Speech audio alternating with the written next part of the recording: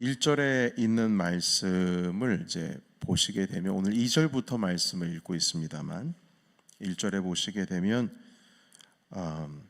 요단 서쪽의 아모리 사람의 모든 왕들, 해변에 있는 가나안 사람의 모든 왕들이 하나님께서 그 요단 강물을 멈추게 하신 소문을 듣고 마음이 녹았고 정신을 잃었다, 이렇게 말씀하고 있습니다. 우리 1절에 있는 말씀 우리 같이 읽고 계속 시작해 볼까요? 1절입니다. 시작.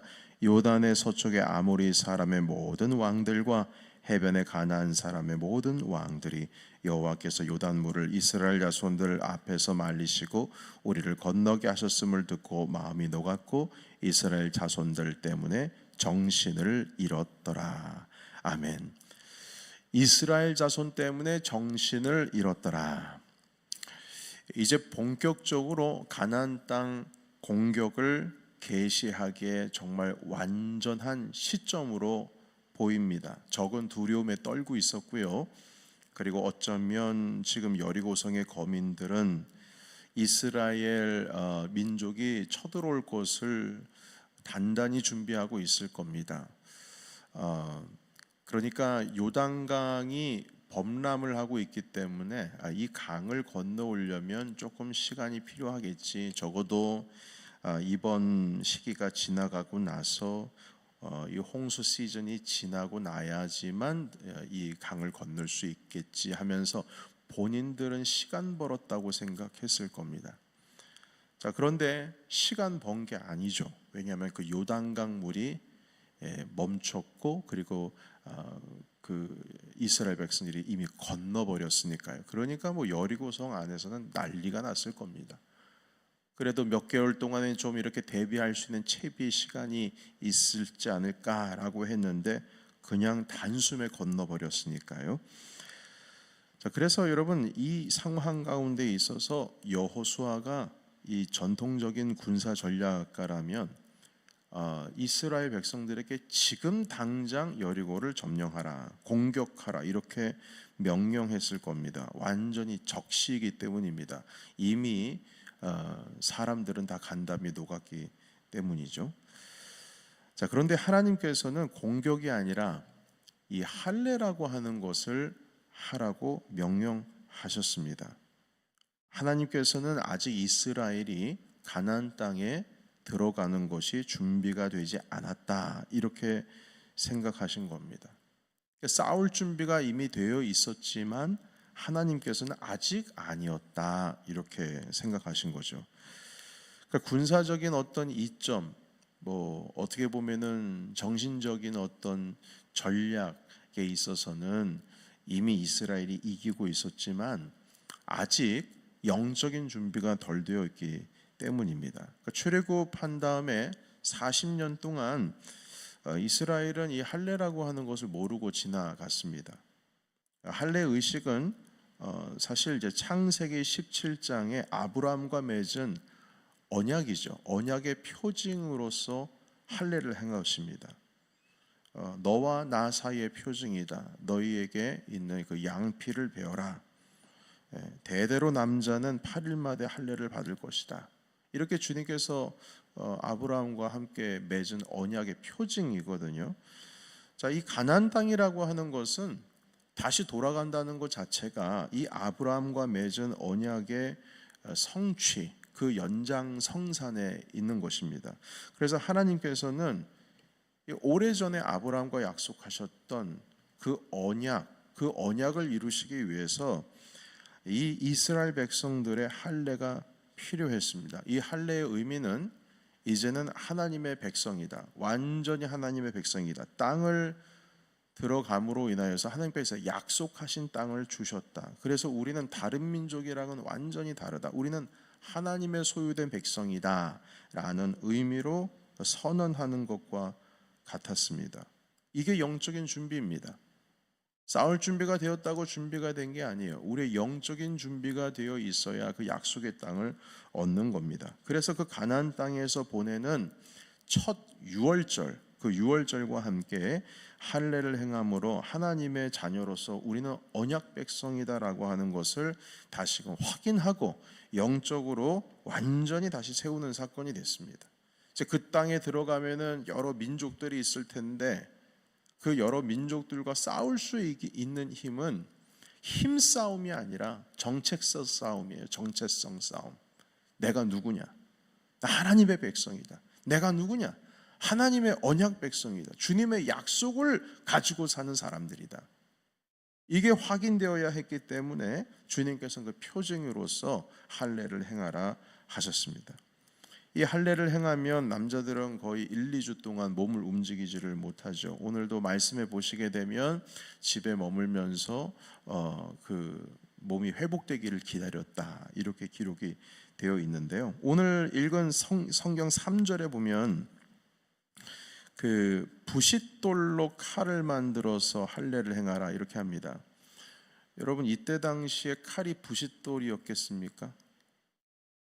그러니까 칼이 다 날카로운 당시에 그래도 철기문은 아니었더라도 청동기문화 정도로 돼서 금속을 다루는 기술이 있었을 텐데 부싯돌로 칼을 만들라고 하셨습니다.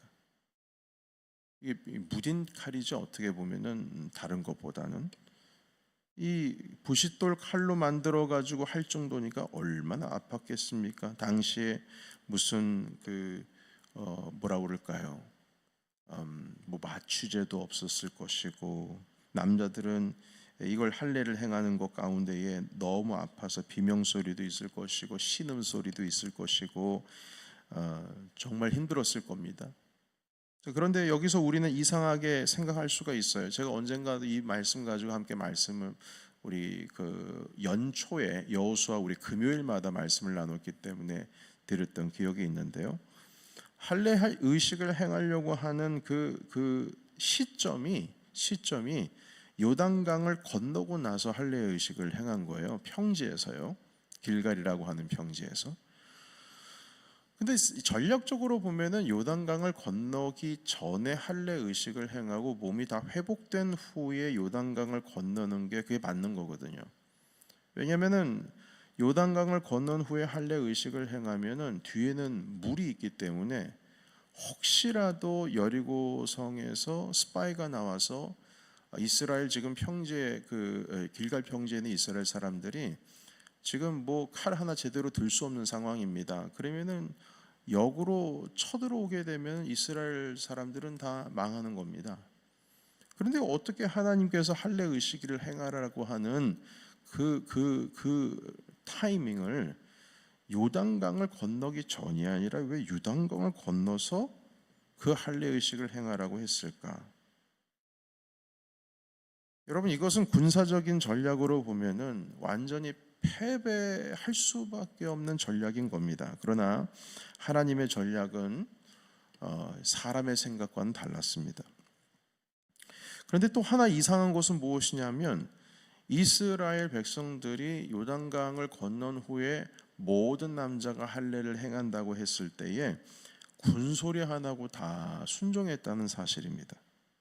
한 사람도 부정적인 말 하지 않았어요. 아니 모세 장군님, 여호수아 장군님, 만약에 할례를 행하려면 요단강 건너기 전에 하셔야지. 이제 다 건너고 놓고 나서 앞에 바로 여리고성이 있는데 이걸 하라고 그러시면 우리가 어떻게 합니까?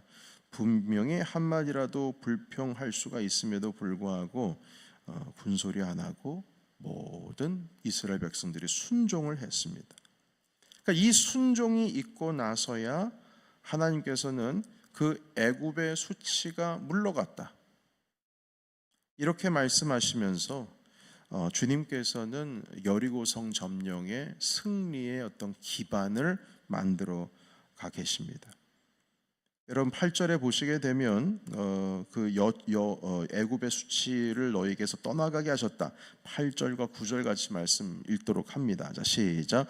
또 모든 백성에게 할례를 행하기를 마침에 백성이 진중 각 처소에 머물며 낫기를 기다릴 때에 여호와께서 여호수아에게 이르시되 내가 오늘 애굽의 수치를 너희에게서 떠나가게 하였다 하셨으므로 그곳 이름을 오늘까지 길갈이라 하느니라. 아멘. 이스라엘 백성들이 자기가 머릿속으로 생각할 때는 이거는 전략적이지 않은데, 그럴 수 있지만 그럼에도 불구하고 순종했을 때 하나님께서는 이 약속을 이루셨습니다. 순종할 때에 하나님께서는 우리에게 수치를 가져가셨고요. 순종할 때에 하나님께서는 승리의 기반을 만들어 놓으신 겁니다. 여러분, 지난 40년 동안은 사실 순종하지 못해서 40년을 광야에서 유리방황한 겁니다. 바로 12명 정탐꾼 중에 10명이 잘못 말실수해서 결국에는 40년을 광야에서 보내게 된 거예요. 여호수아와 갈렙은 그 거민들은 우리의 밥이다 라고 말했지만 나머지 10명은 우리가 메뚜기 같다, 우린 죽을 거다 라고 말하면서 하나님을 원망하고 모세를 죽이려고 했기 때문입니다.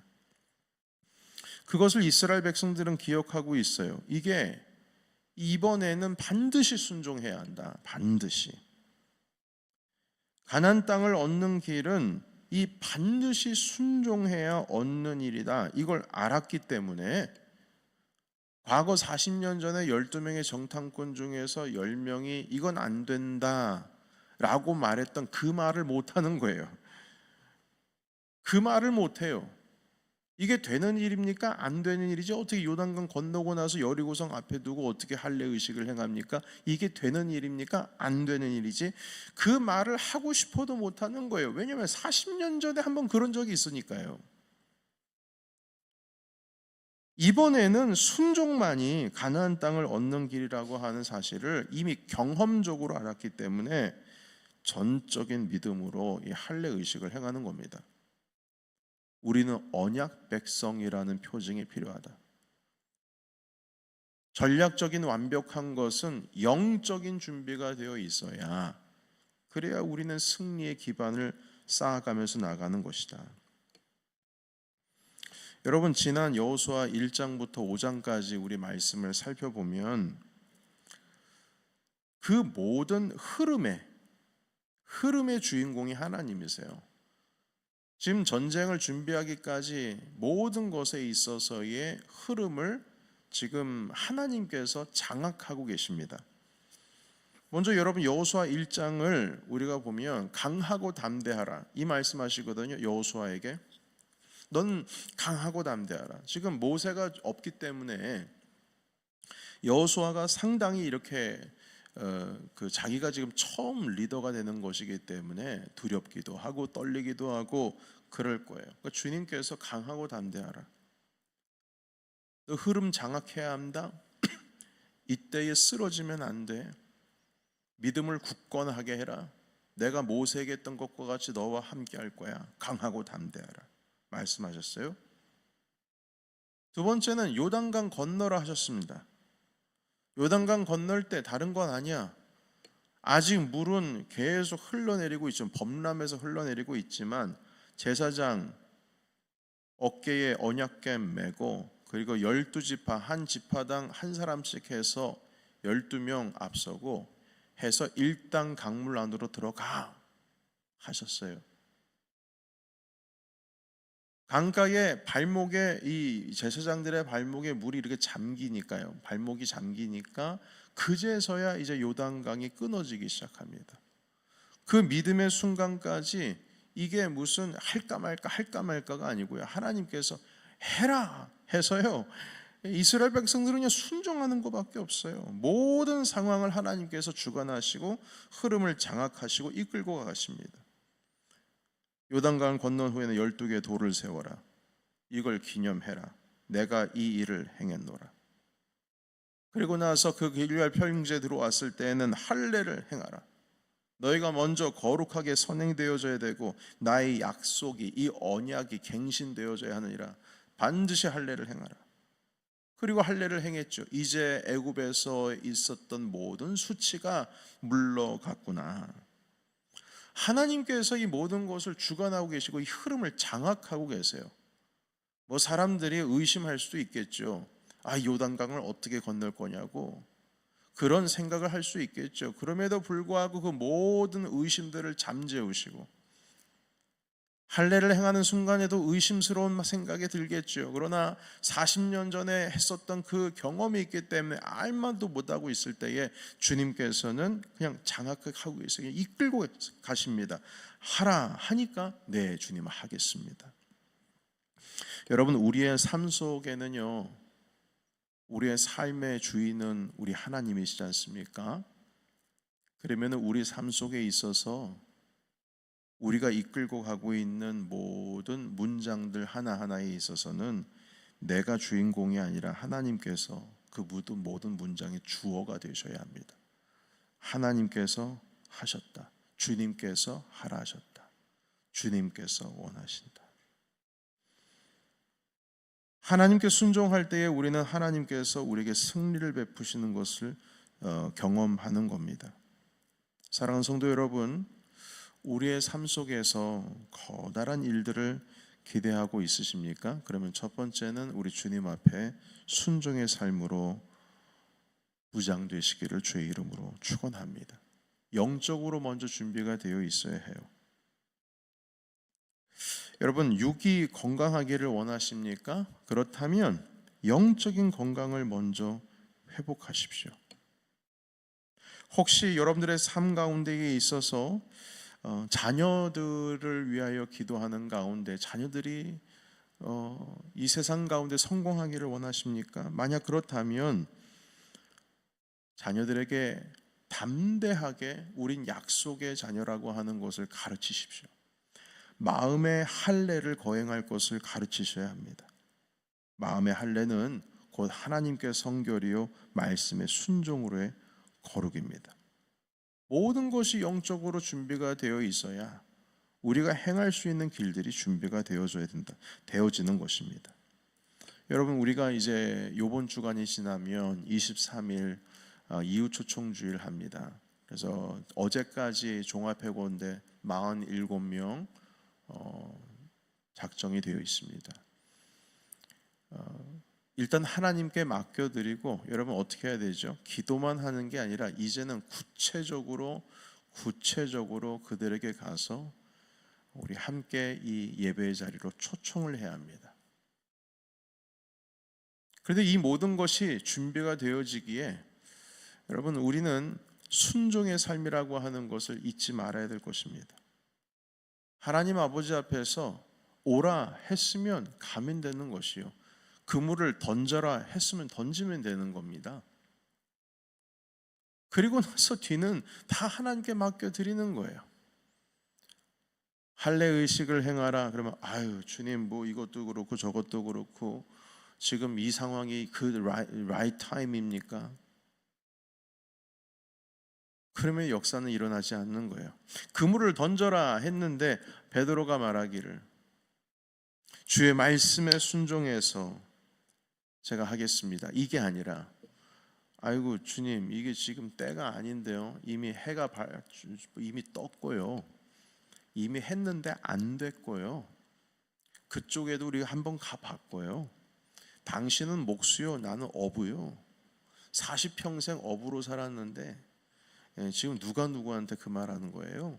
지금은 이미 그물 던질 시간이 아니에요.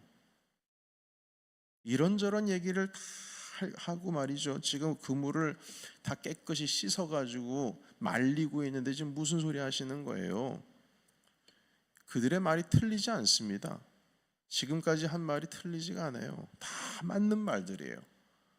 그러나 주님 앞에 순종할 때에 그들은 결국 그 은혜의 자리 가운데에 나아갈 수 있게 되는 겁니다.